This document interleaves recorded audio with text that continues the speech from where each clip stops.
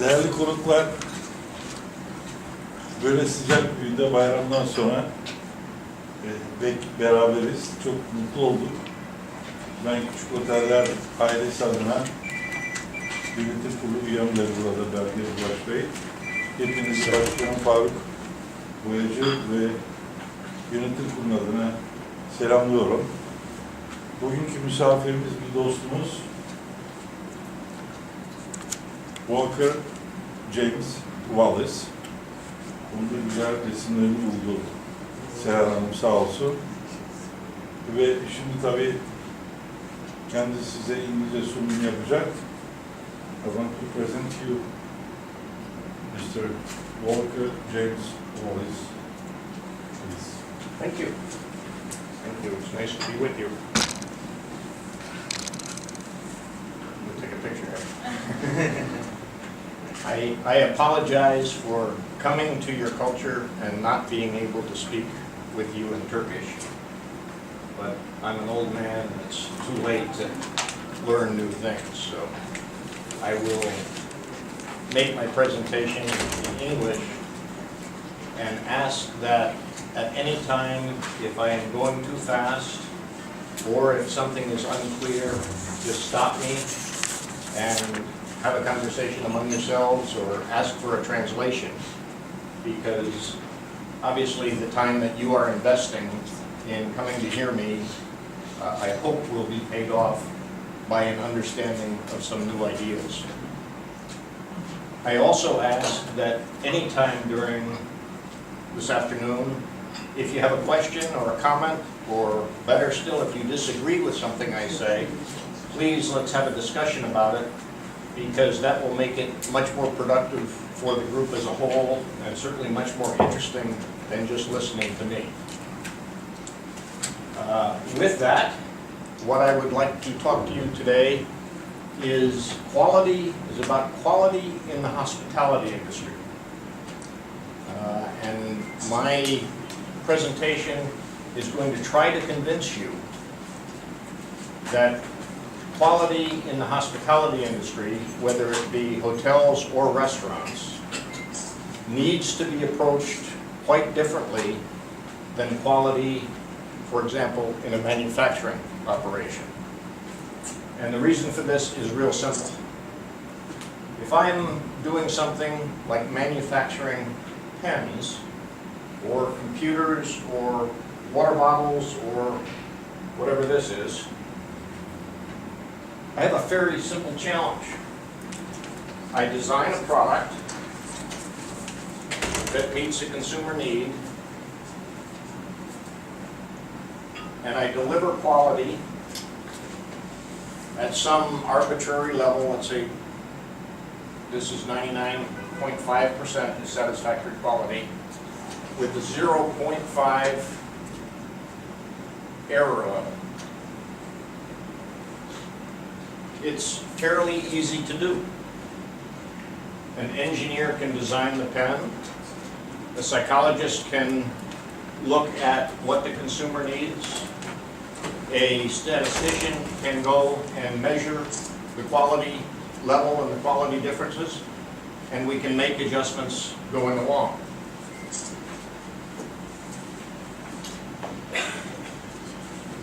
Yeah, we're stuck.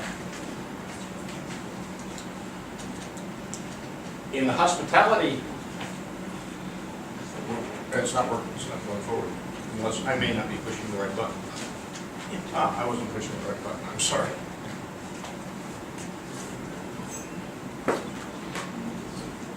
In the hospitality industry, it's quite different. Why? Because we're dealing with people.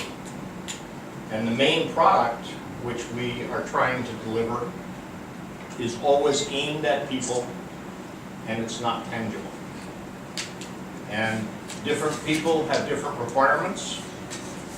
People's requirements change at different times. They have one requirement when they walk into your hotel.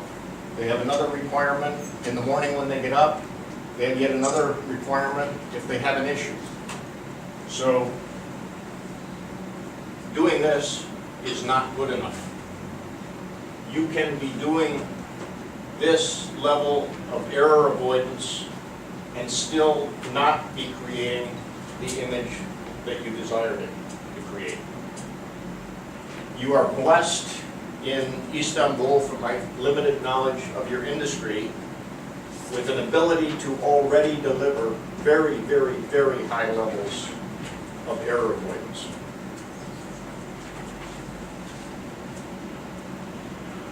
Oops, going the wrong way, sorry. But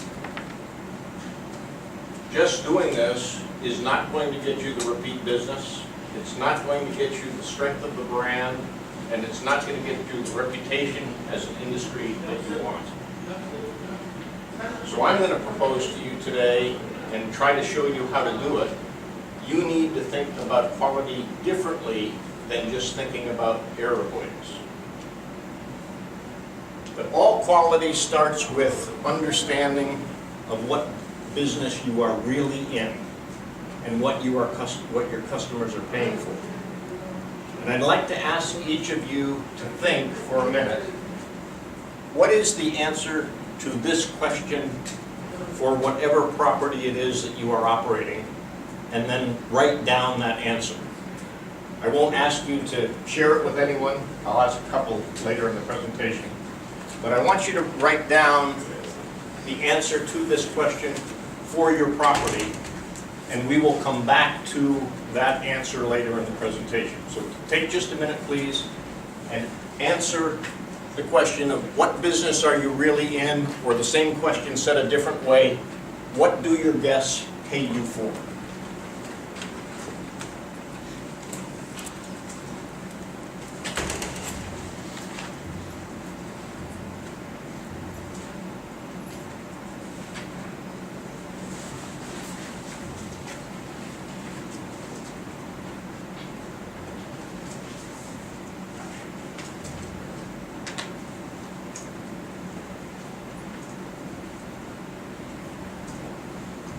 The reason for asking you to do this, no problem.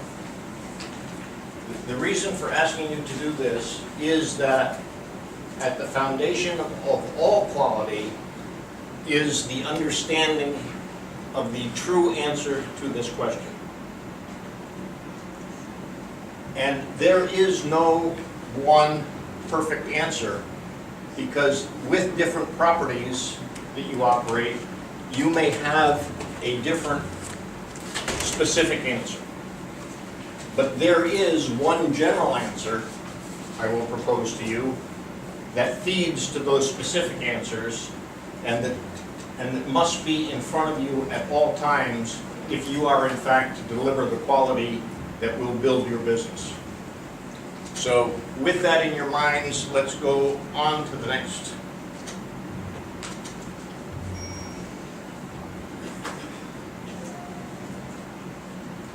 Quality in the hospitality industry is both challenging and easy and simplified, because every guest that you serve has a different set of desires and expectations. It's complicated because of the number of people who will interact with each guest and your difficulty controlling those people. If you've got somebody who is serving a table who happens to have a problem at home, a sick child they're worried about at home, and in that particular day they are not smiling, they are thinking about something else, they are quickly providing service, it doesn't matter how good the food is, it doesn't matter how good the table looks, you're going to get a somewhat negative reaction from the guest because they have had an interaction with someone in your service organization who is not providing the smiling, happy, welcome service that you desire to provide. So no matter how hard you work against this objective of anticipating and meeting each guest's needs 100% of the time, I would suggest to you there is no chance that you're ever going to accomplish that. Doesn't mean you should give up in trying to accomplish it. What I think it means is you should try a different strategy. And the strategy that I'm going to propose to you today is that keep working on this, keep working on eliminating the errors, but spend a lot more time than your current spending building in positive experiences for your guests, which can overcome any negatives that there are in here. This is based on a whole lot of research that shows that guests consider all of these things together, and to the extent that you can create positives, the negatives will be overcome. That a guest really looks at their experience in your facility like a bank account. There are deposits, which are the positives,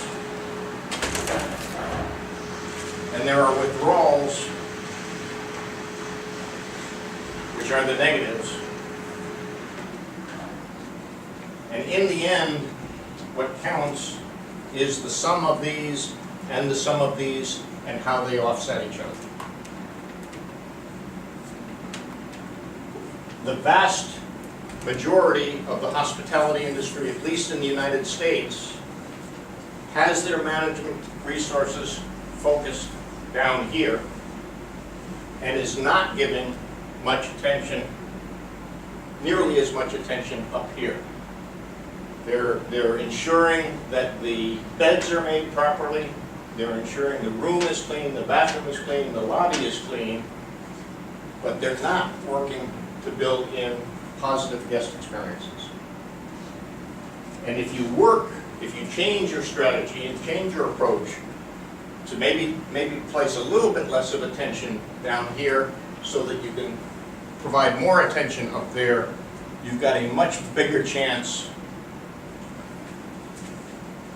of getting the guests to walk out with the experience that you really want.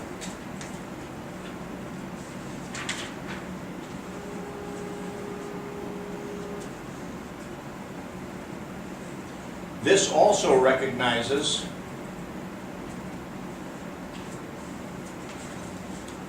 that the guests have a growing expectation for positive experiences after this need has been satisfied. And what separates the truly great properties from the average properties is not how well they do this, but it's how well they do this.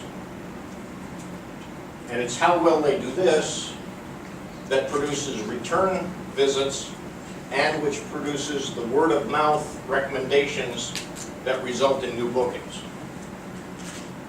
And incidentally, we're going to give everybody copies of these slides after the presentation, so anybody who wants them, you don't need to take a lot of notes, you can take notes. But am I correct, Mr. Alcon? We have copies for everybody? And I'm going to mail them. You're going to mail them, okay.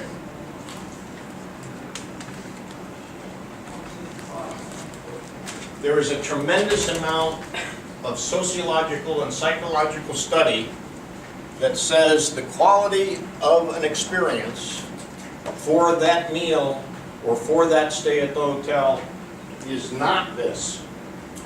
It is the combination of this and this. A really simple principle to state, a true principle that is not being followed very well, at least in the U.S. hospitality industry, and something that you have within your power to change without spending very much money. Because much of the answer to the positive experience is in creativity. It's in figuring out what you can do differently that the guest is going to value and may not have ever been experienced before. Very small things. I'll give you two personal examples. My wife and I, when we were in Turkey last year, were in a hotel in Bodrum. And we came back from being out all day, tired and hot, opened the door, and the maid had taken rose petals and created a heart on the bedspread. It didn't mean a whole lot to me, but my wife will never forget it. How much did it cost? I don't know. How much maybe it was the old roses that had been in the lobby. How much did 2 roses cost to create enough rose petals for a rose on the bed? Immediately before we came here, we were in Bilbao, Spain, and we were in a property, and the moment we walked into the room, the first thing we saw was that the bath towels had been folded into the shape of an elephant and were sitting on the bed. The next day, when we walked back into the room after it had been cleaned, the bath towels had been folded into the shape of a bird and were on the bed. And for 5 days, we got a different animal every day. Even I looked forward to what creativity we were going to see. I mentioned this to the general manager of the hotel. I was so impressed by it that they had done it every day, not just once, that I sought out the general manager of the hotel and I said, I have some background in hotels. I just want to tell you that I really thought that was a tremendous way of creating positive feeling. He said, you have no idea what the biggest benefit was. It was not with the guests. He said, we have the same challenge everybody has in the industry of keeping our people motivated on a day-to-day basis about the role that they play in guest satisfaction. And what happened after somebody suggested this the first time is the housekeeping staff became competitive with one another on who could find on the internet or create for themselves the most interesting new animal. We finally had to establish a rule that whoever created a new animal got to keep it for themselves for 30 days so that their section of the floor got that animal, and after 30 days they taught it to all of the other people in housekeeping. He said, I've never made or seen a change in the housekeeping staff that had more motivation in terms of understanding their responsibility and role in delivering this total positive experience for the guests.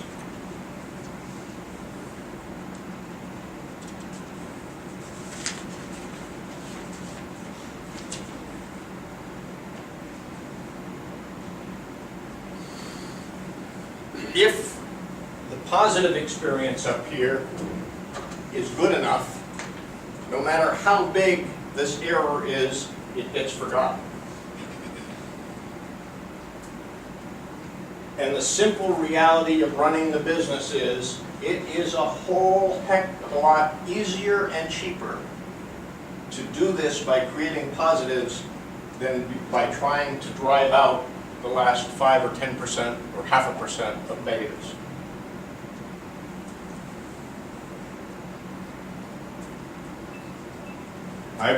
Mr. Farouk Boyassi asked me to make this presentation, and I had given him as an example the positive. I've been at the Sukechi Connect for 5 visits now.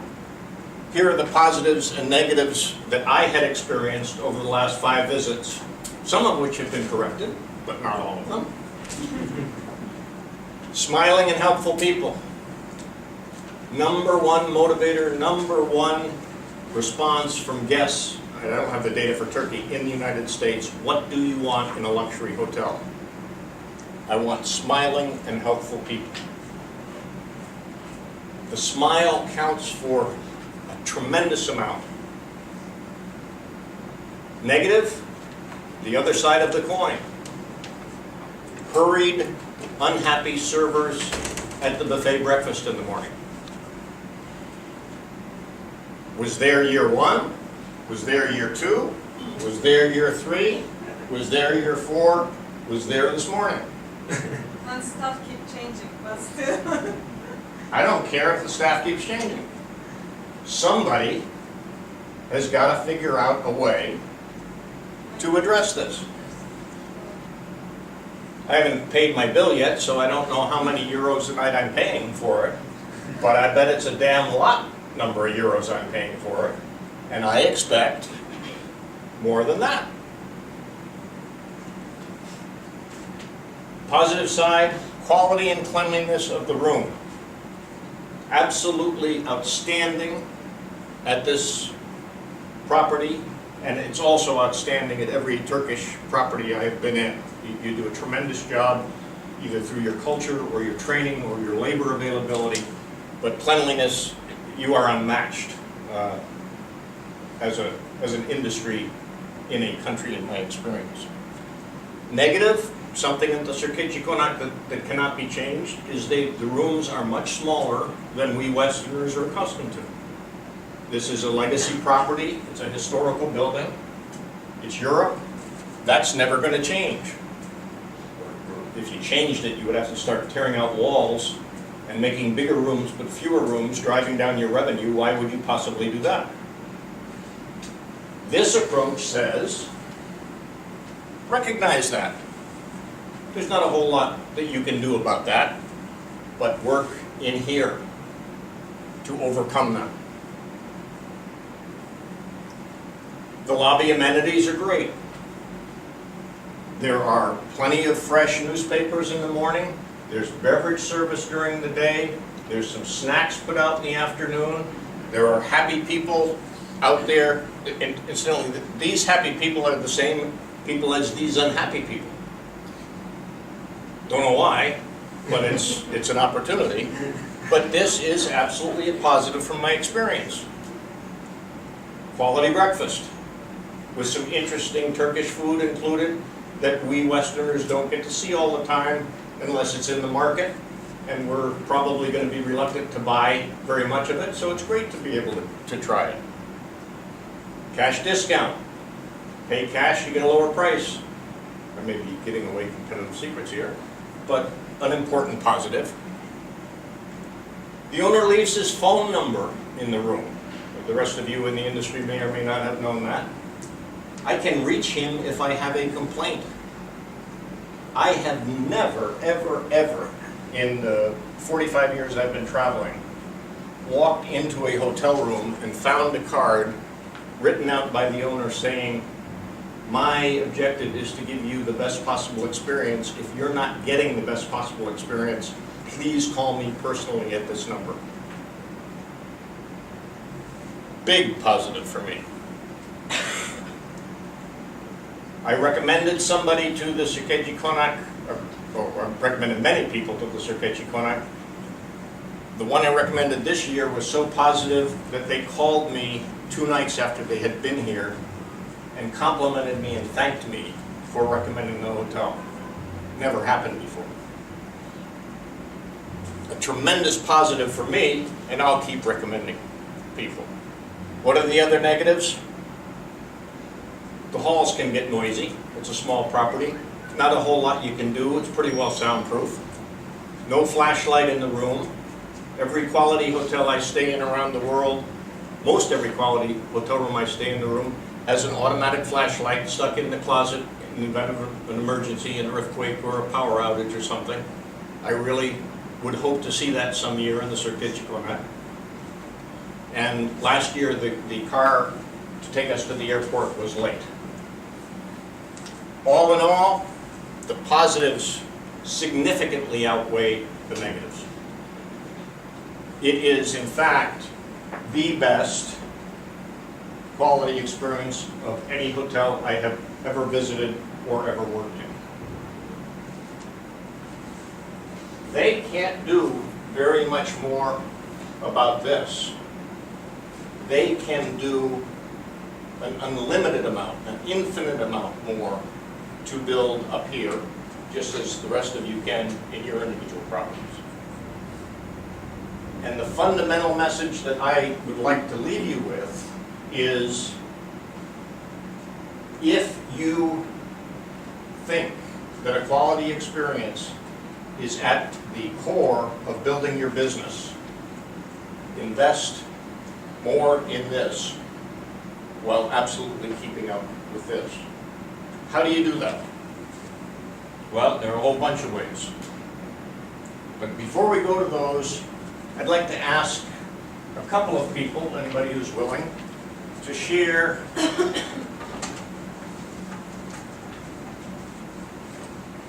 the definition of what business you are in. And please tell me whether this is for a restaurant or for a hotel. We'll do hotels on one side and restaurants on the other side. Anybody, please. Come on, someone's got to be brave enough. Hotel and hospitality. Hotel Yes. and business, we are in hospitality. The business you are in is the hospitality business.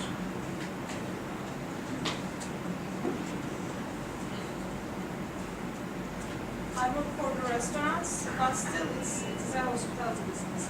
Like, we call it food and beverage sector, but it's the hospitality. It's food. It's Food and beverage, restaurants. you're in the food and beverage business. But it's still hospitality, I think. Hospitality also. It's more covers. Anybody else?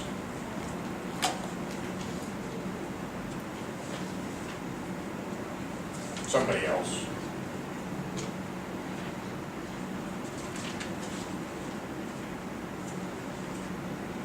I would propose to you that while those are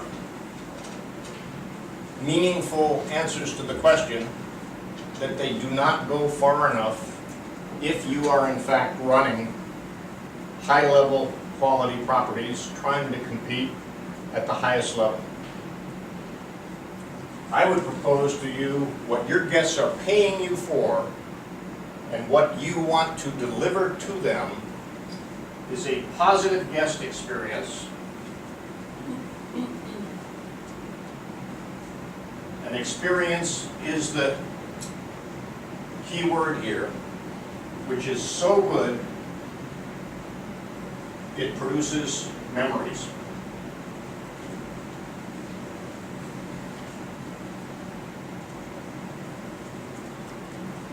That when the guest leaves, I'll use the Sukechi Konak as the example, when the guest leaves a Sukechi Konak and goes home, the sum of this is so great that one or two things stay in their mind with an image of how great that experience was. It may be that it was the flower petals on the bed in Bodrum. It may be the superb food and the way it was explained to them by the waiter at dinner. It may be the folded towels into the shape of animals on the bed. It may be just how incredibly courteous and helpful the driver was in getting the luggage into the van and then getting it out of the van at the airport, particularly if they're an older person. It may be a huge number of clean towels put into the room that was unexpected because we normally only get 2 towels per day per room, even in the finest of hotels. Doesn't matter what it is, if you can do something that produces a guest experience that is so good that it produces memories, I guarantee you that your market share is going to go up, and I guarantee you that you are going to be able to raise prices faster than you can raise them now to the ultimate objective we all have, which is producing profit. This sounds very, very simplistic, I know, but underlying this is a hugely powerful idea in terms of how to do this to separate yourselves, in this case, from each other, because many of you are competitors.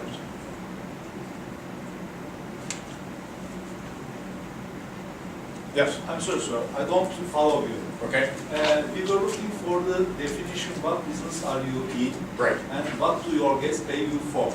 Right. I mean, this is behind that there is a definition of what I understood that how we see our business and what the people pays for us. Then from here we'll arrive to a conclusion.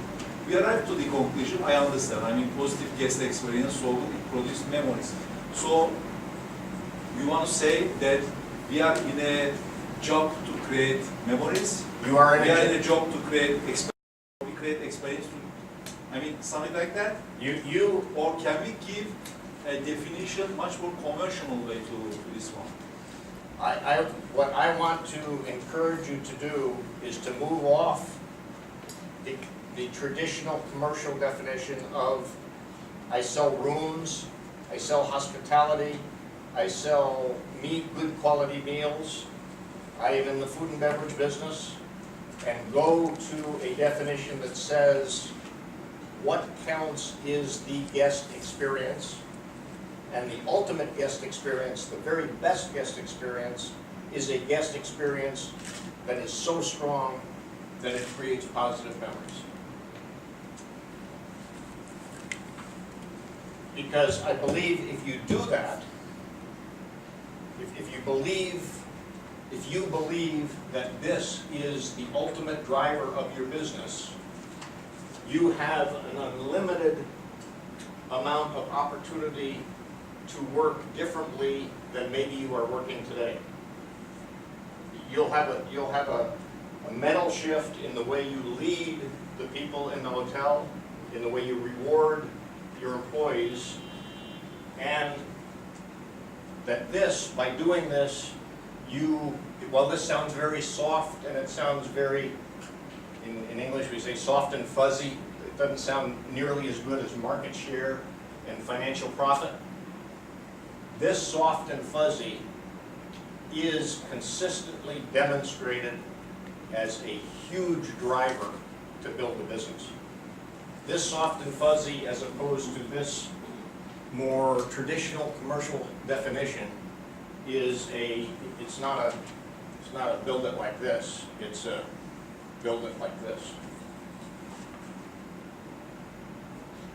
But please stay with this if I'm not I convincing get you. you. I mean, I understood the conclusion you arrived. Okay, agree 100%. What we try to do. But when you ask us what business are you in, I define like hospitality because hospitality covers all this. Maybe I can give a definition, like you say, our business is to create memories. It can be another word. I understand your conclusion, but I solved differently at the beginning. And everybody does, because I also have managed hotels, not recently, but a while ago. The answer is hospitality. But the premise that I am trying to convince you of is that answer is shallow and not really actionable.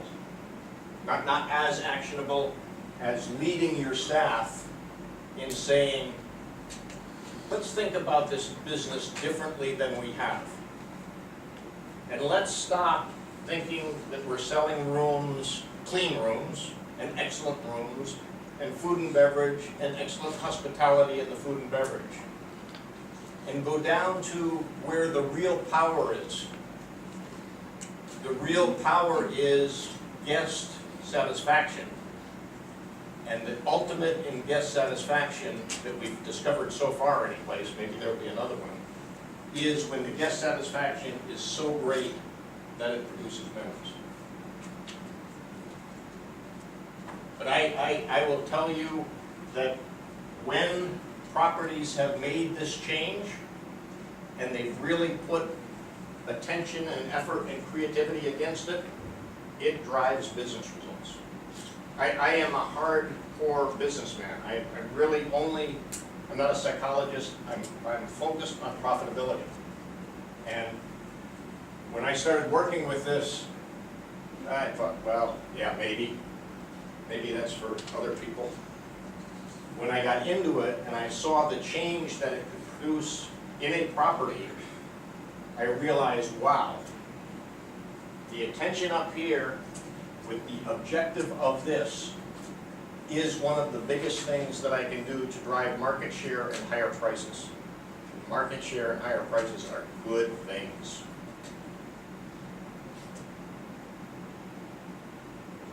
Anybody else comment on it?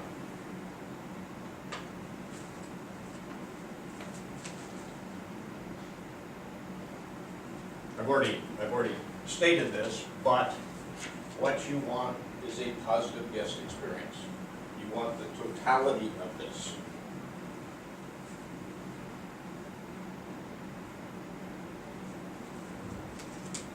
This is the ultimate. And what does that memory produce? Two things.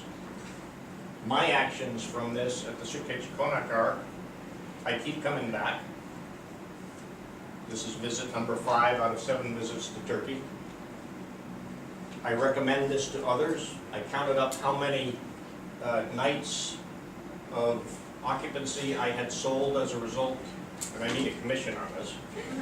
I have sold to others. I have sent 8 guests to the Suitcase Konak who have stayed there 5 times on average. That's 40 hotel room nights. I won't embarrass you by asking you how much profit you make on 40 incremental hotel room nights, but it should be enough to put some gas in the car. And my wife, when she gets to this, gets on TripAdvisor. TripAdvisor.com is now the single biggest influence on people selecting new properties to stay in. You go on TripAdvisor.com and read some of the reviews for your property or other people's properties. The really positive reviews, somewhere in there, mention some type of unique memory.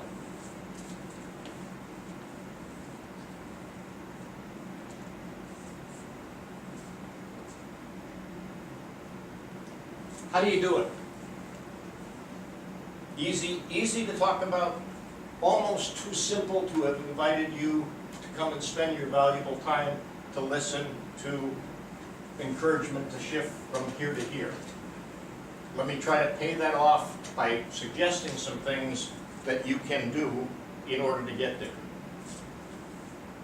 First of all, lead your staff, train your staff, encourage your staff, teach your staff about what business you are really in.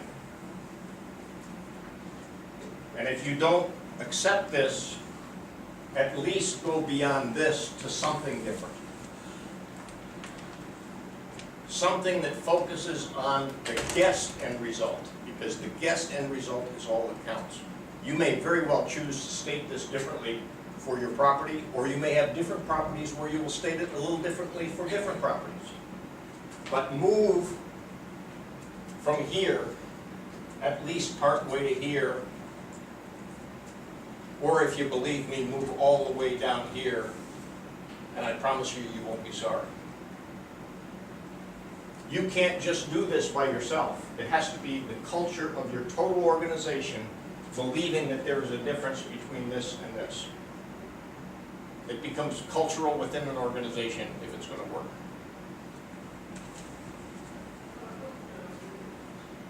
Second, broaden your training. And it doesn't matter, in my experience, where you broaden it to.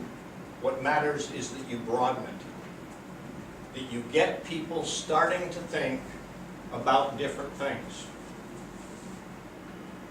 You take your management staff and you say to your management staff at a certain level, you are going to spend at least 3 days or up to a week every year outside of my hotel being trained in something that is of interest to you which relates to the hotel. It may be that your chief maintenance person wants to know something about accounting. They go and look at accounting. It may be that your head front desk person wants to learn about creative writing. Let them go to creative writing. It may be that the housekeeper wants to learn more about leadership. Let the housekeeper go learn more about leadership. Because what will happen is, because of this experience, their horizons will be opened up to thinking about new things differently. They will come back into your property and train others in some of the things that they have learned. And in English, what we say, they will recharge their batteries. They get away from what they're doing every day and start thinking about things differently. And if you combine that attitude of broader training with a restatement of what business you're in that focuses more on the guest, you will open up a creativity that you simply can't believe existed in those people. There's a tremendous amount of study which shows that creativity is not something that needs to be invented. It needs to be released. That we have all the creativity within the groups that we will ever need. What we need to do is release it. And this broadened training is one way of getting there. Third, what would have caused you to be thrown out of school, called plagiarism, copying somebody else's idea? Very bad in school. You'll get thrown out if you plagiarize. In industry, we've redefined as search and reapply, and we reward people for it.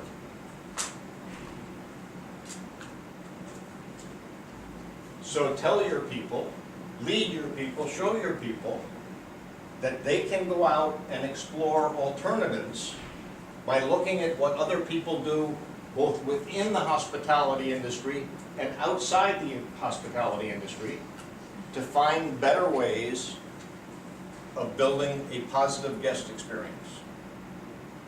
How do you do this?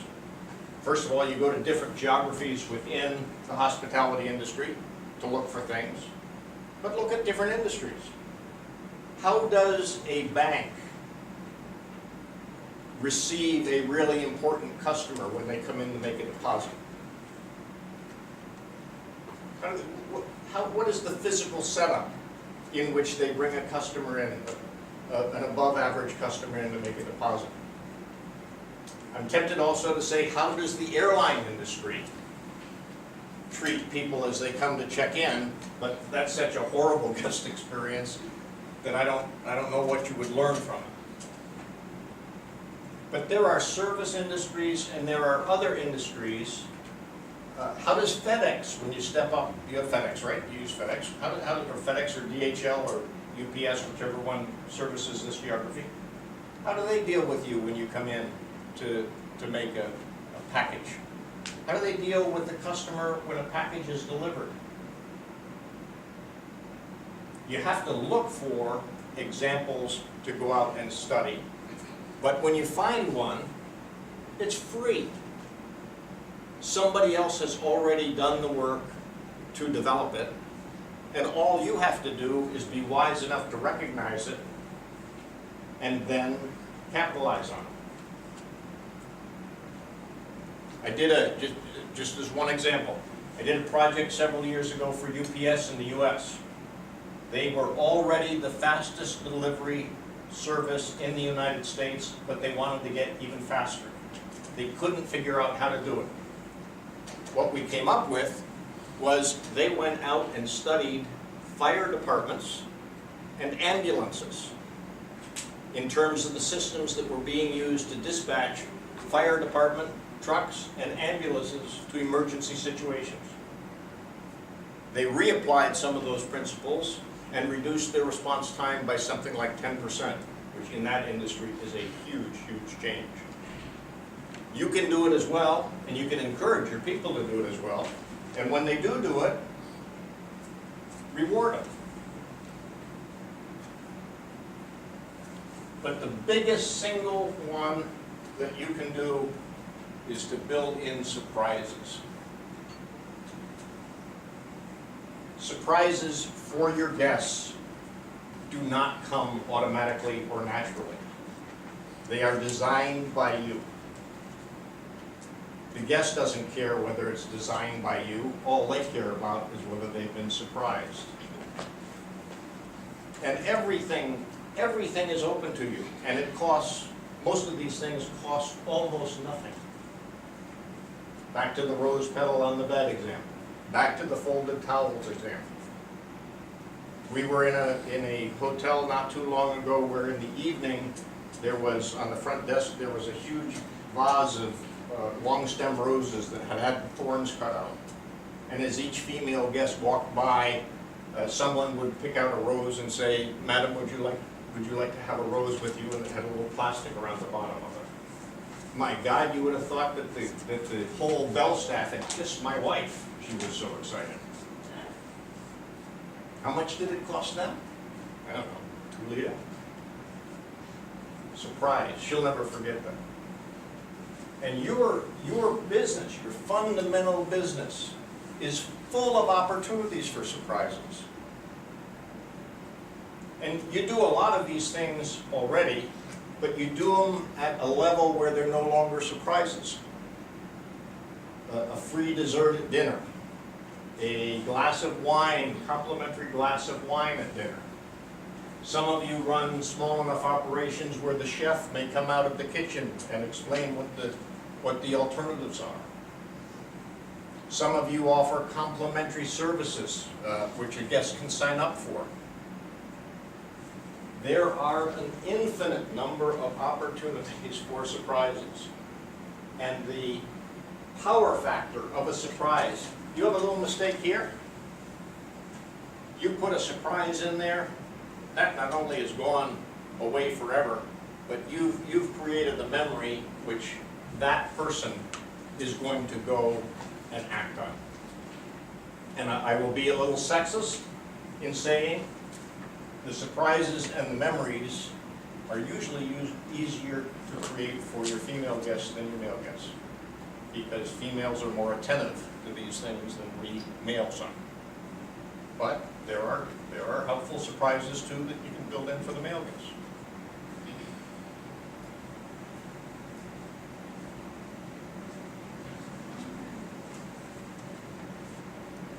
This is controversial. Designing systems to capture all consumer comments, whether they be favorable or negative. It's controversial because when you do this, your employees will assume that what you're trying to do is develop something that will trap them for which you can punish them. If you're going to do this, you need to first get their confidence and then demonstrate to them that what you're trying to do is get information that will teach you something about your operation that will allow you to make changes to improve your quality. If the same mistake is showing up in your system more than a couple of times a month, your system needs to be changed. And this is the only way that you're going to learn about it on a centralized basis. And the easiest way in the world is simply to put a notebook in housekeeping and a notebook at the front desk and ask the people on the shift to write down whatever complaint they got or whatever favorable comment they got, no matter what it is. And then, as the leadership, go and review these and in fact demonstrate that you are willing to make the changes necessary to effect them. To pick again on the Sukechi Konak, if that breakfast staff situation, which has now been going on for multiple years, doesn't get addressed with some fundamental system change, I don't know what it is, or I would have suggested it already, it is going to be there forever. And it is weighing down, maybe not hugely, but it is weighing down the totality of the guest experience. Because the service there is not up to the level that the service is in other parts of the operation.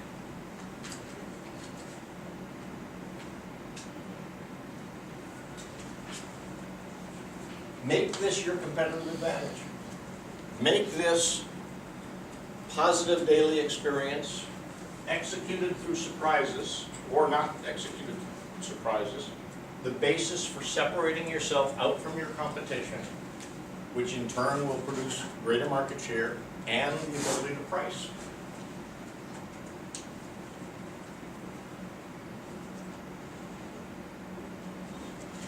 Reward your employees for innovation. If somebody comes up with a way of creating the surprise, or if somebody has done a particularly good job in building memory, reward it publicly. Doesn't necessarily have to be money, doesn't necessarily have to be a prize, but it does have to demonstrate that you as the owners and the managers value this innovation to the point that you have taken the time and effort to reward somebody for doing it. As you design your program to produce surprises, involve lots of different disciplines in the hotel. Don't just ask the management team, excuse me, or the front desk team to be the people that do this. Bring in your housekeeping staff, bring in your maintenance staff, bring in your engineering staff, bring in your reservation staff. You'll be astounded by what the power of that diversity working together can come up with, and what the new stimulation that comes from the engineering staff telling the front desk staff about a surprise that they can produce. There will be great resistance at the beginning to doing this because it violates management structures and it violates organizational structures. But try it and prove to yourself that it can in fact produce the results and that people really enjoy it and that people will get motivated by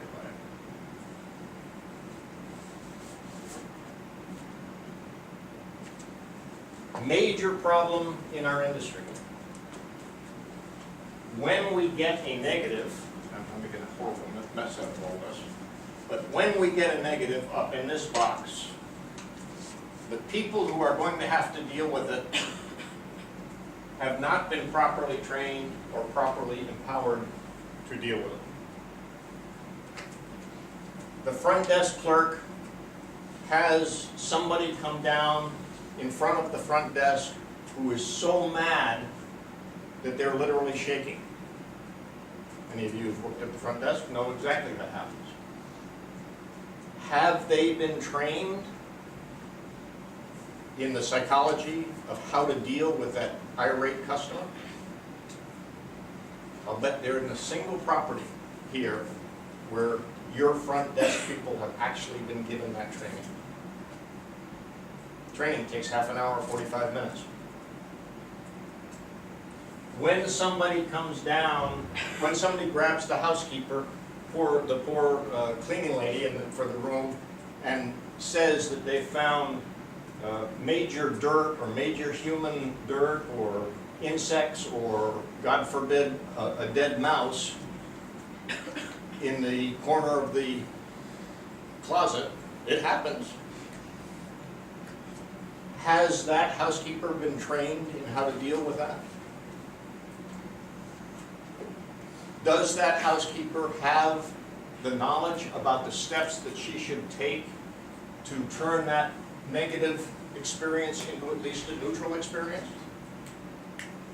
They damn well better have it, because if you don't, instead of producing positive memories, you're going to end up with a negative memory that's going to be on TripAdvisor, which says something like, oh, the hotel was nice, but there was a dead rat sitting in the corner of the closet. How many bookings do you think that's going to cost you? And the second part is, do they have the authority to make it right? Does the probably most junior person you have on your front desk staff, who has to work the night shift between midnight and 8 o'clock, when there is a major problem, have the authority to say to the guests, sorry, this is really our fault, it is not up to the standard of the hotel, and what I would like to do is offer you your last 2 nights stay here for free. That may be extreme, it may not be extreme. But you have to empower your employees in teaching them how to handle these situations and empower them to take whatever action, probably within some described format and certainly with some described limitations, as to what they can do to get the guests off of this tremendous anger, dissatisfaction, and back onto an even plane. Because for every 10 guests that you get out of this, if you get 1 guest who's got negative, that one guest will cost you those 10 positives. But if you've trained your people in how to handle it from a psychological standpoint, they're going to get defensive and immediately get behind the desk and sit down because they feel threatened? Or have they learned how to be open, let the anger dissipate, get to the real core of the issue, take responsibility on the part of the hotel for your having caused the issue, which is what the guest really wants to hear. We screwed up, we are very sorry, and it has caused you a great inconvenience, and therefore, here's what I'm going to do for you.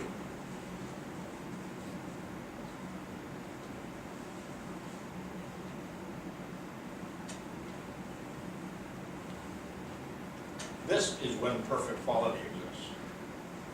And when perfect quality exists, your market share grows. When perfect quality exists, your pricing goes up. Your profit margin changes. And you start to have occupancy problems that are the result of not having enough rooms as opposed to having empty rooms. Or restaurant tables that you can't turn fast enough to handle all of the business that's coming in. And the way to get there, what we've been talking about for an hour, is work much more in here in creating positives. You're all doing a terrific job down here. You got to keep working at this. You can never let it slip. But the only message that I'm trying to convey to you is this is a different way of thinking about your business. If you will think about it differently with a different end objective, there are some approaches that you can try, and you'll come up with many more than the list that I produced, to get to the ultimate of very positive memories.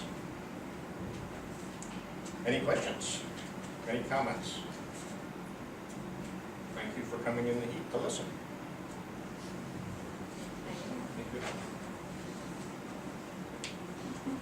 That's it.